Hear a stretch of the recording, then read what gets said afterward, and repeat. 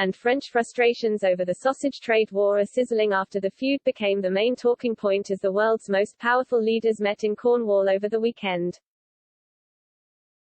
Prime Minister Mr. Johnson and EU leaders exchanged fiery words as tensions flared on the final day of the G7 summit. The war of words escalated the bloc's threat to impose a ban on the export of chilled meats from Great Britain to Northern Ireland under a hardline interpretation of the Brexit withdrawal agreement. French President Emmanuel Macron waded into the dispute, accusing Downing Street of alleged incoherences in the UK's divorce treaty. Despite the pint-sized president's attempts to play a prominent role in the argument over trade checks on Northern Ireland, it was Mr. Johnson who was blamed by the French media. Le Monde, the country's newspaper of record, accused the Prime Minister of allowing the row to mar the final day of the summit, which was meant to focus on the global supply of COVID jabs, climate change and challenging rogue regimes, like China. In an article published on the French newspaper's website, its London correspondent Cécile Ducourtier wrote, 6 months after Brexit, UK-EU dispute over Northern Ireland poisoned the G7. The summit, hosted by Boris Johnson, was plagued by the lingering feud between Europeans and Britons over the status of Northern Ireland, with London refusing to conduct planned divorce checks on property in transit through the province.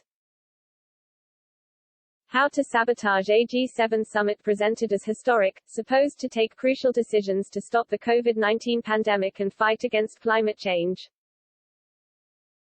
Continuing, as Boris Johnson and European leaders have done, a grievous and never-ending standoff over Northern Ireland.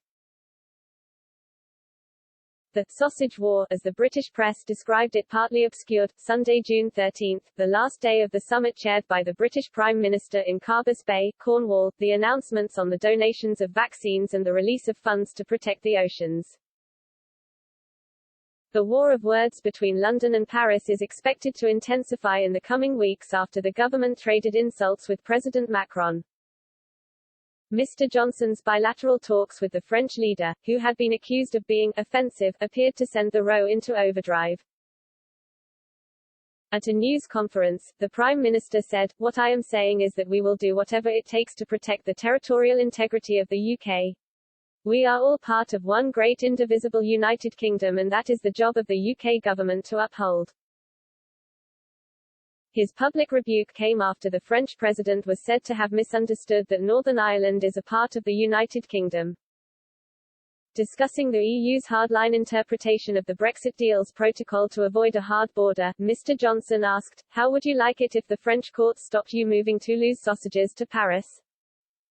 According to a British government source, Mr. Macron dismissed it as not a good comparison because Paris and Toulouse are part of the same country.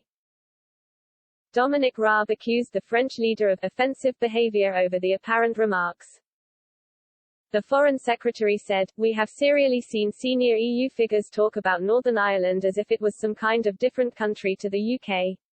It is not only offensive, but it also has real-world effects on the communities in Northern Ireland, creates great concern, great consternation."